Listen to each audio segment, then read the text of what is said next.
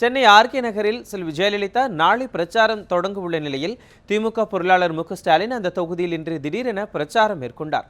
முடங்கிய அரசு, மூழ்கிய தமிழகம், சொன்னாங்களே செஞ்சாங்களா உள்ளிட்ட தலைப்புகளின் கீழ் ஆர்கே நகரில் மு ஸ்டாலின் தலைமையில் திமுக இளைஞர் அணியினர் துண்டு பிரசுரங்கள் வழங்கி வருகின்றனர். இதன் மூலம் தேர்தல் பிரச்சாரத்தை தொடங்கிய மு ஸ்டாலின் கடந்த 5 ஆண்டுகளில் அதிமுக அரசின் அவலங்களை எடுத்துரைக்கும் வகையில் இந்த திண்ணை பிரச்சாரத்தை திமுகவினர் 234 தொகுதிகளிலும் தீவிரப்படுத்த உள்ளதாக தெரிவித்தார். மேலும் பேருந்து, மின் கட்டணம், பால் விலை உயர்வு மற்றும் சட்டம் ஒழுங்கு சீர்குலைவு உள்ளிட்ட அதிமுக அரசின் அவலங்களை எடுத்துரைத்து தமிழக மக்களிடம் வாக்கு சேகரிப்போம் என்று மு ஸ்டாலின் தெரிவித்தார்.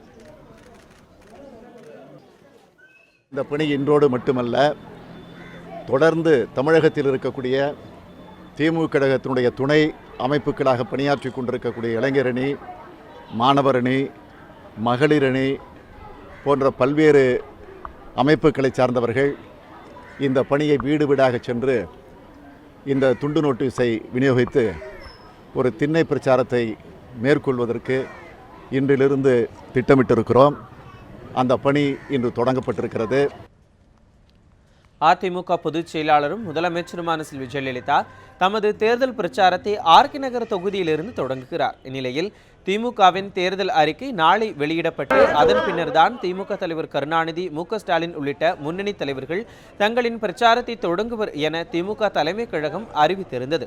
இந்நிலையில் ஜெயலலிதாவுக்கு பதிலடி கொடுக்கும் வகையில் மு ஸ்டாலின் துண்டு பிரசுரங்கள் மூலம் திண்ணை பிரச்சாரத்தை தொடங்கியுள்ளதாக அரசியல் விமர்சகர்கள் தெரிவிக்கின்றனர்.